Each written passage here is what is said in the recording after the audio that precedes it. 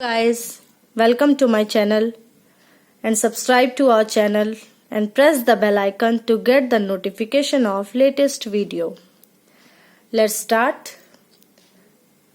जब बच्चे LKG या PP2 में रहते हैं तो उनको इंग्लिश में सेंटेंस फॉर्मेशन सिखाया जाता है, ठीक है ना। तो सेंटेंस फॉर्मेशन करने के लिए सबसे पहले उनको यूज में दिस दैट दीज दोस दिया जाता है। इसका यूज करके वो दिस दैट दीज दोस का यूज करके वो सेंटेंस को फॉर्म करना सीखते हैं इसी के थ्रू, ठीक है ना।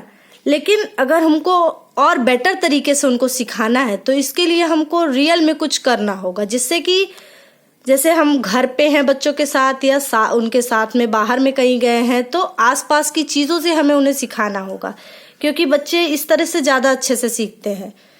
बजाय कि कॉपी और पेन के यूज से वो अगर आप उनको अपने सामने की चीजों को शो कराएंगे तो वो इससे ज्यादा इजीली से सीख लेते हैं। जैसे आप उनके सामने एक बुक रख दीजिए और उनसे आप बोलिए कि give me this book, give me this book. अगर वो पास में, उनको बताइए बेटा ये बुक पास में है, इसलिए यहाँ पर दिस का यूज होगा।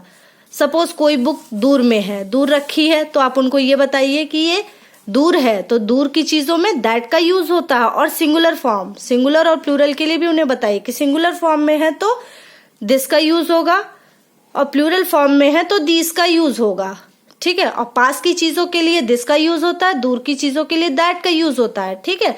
तो इस तरह से आप उनको चीजों को बताइएगा तो वो सीखेंगे। जैसे दूर में कोई ग्लास रखा है तो उन्हें ये बोलिए गिव मी दैट ग्लास। तो ये अगर आप डेली में ये यूज करेंगे तो वो इजिली इंग्लिश भी बोलना सीखेंगे और सेंटेंस का फॉर्मेशन करना भी सीख जाएंगे। और उनको ये चीजें बताइए कि दिस का प्लूरल फॉर्म दीज होता है, दैट का प्लूरल फॉर्म दोज होता है, और दिस और दैट के साथ किसका यूज करते हैं, इज का, और दीज और दोज के साथ किसका यूज करते हैं, आर का।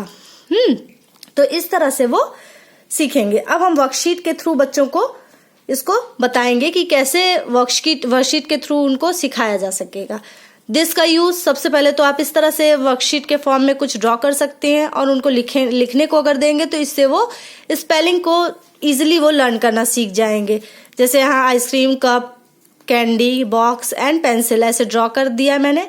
फिर यहाँ पर fill in the blanks form में दे दिया है, तो यहाँ पर आप उसको फिलअप करने के लिए बोलिए this is an ice cream, this is a cup, this is a candy, this is a box, this is a pencil, ठीक है। ये दिस का यूज हो गया। फिर यहाँ दैट के लिए ये आप ऐसे दैट के यूज के लिए आप चीजों को एरो बना के, दूर बना के ऐसे लिख सकती हैं, बना सकती हैं, जिससे कि वो दैट का यूज करेगा। That is a car, that is an umbrella, that is a fan, that is a bat, that is a pot, ठीक है ना।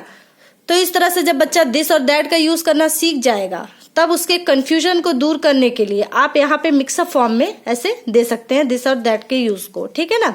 जैसे यहाँ पर आपने एक टेडी बियर पास में बना दिया है, कोई कुछ भी आपने बना दिया, ड्रॉ कर दिया, ठीक है।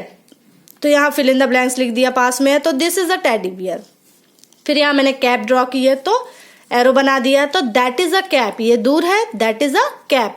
फिश को मैंने दूर बनाया तो that is a fish. Kite को मैंने पास किया है तो this is a kite. Cloud, that is a cloud. Butterfly, that is a butterfly. Fan, this is a fan. Car, that is a car, ठीक है ना। तो इस तरह से उसका कंफ्यूजन दूर होगा, ठीक। फिर उसको आप क्वेश्चन फॉर्म में भी ऐसे दे सकते हैं, what is this, what is that. इस फॉर्म में वो लिखेगा।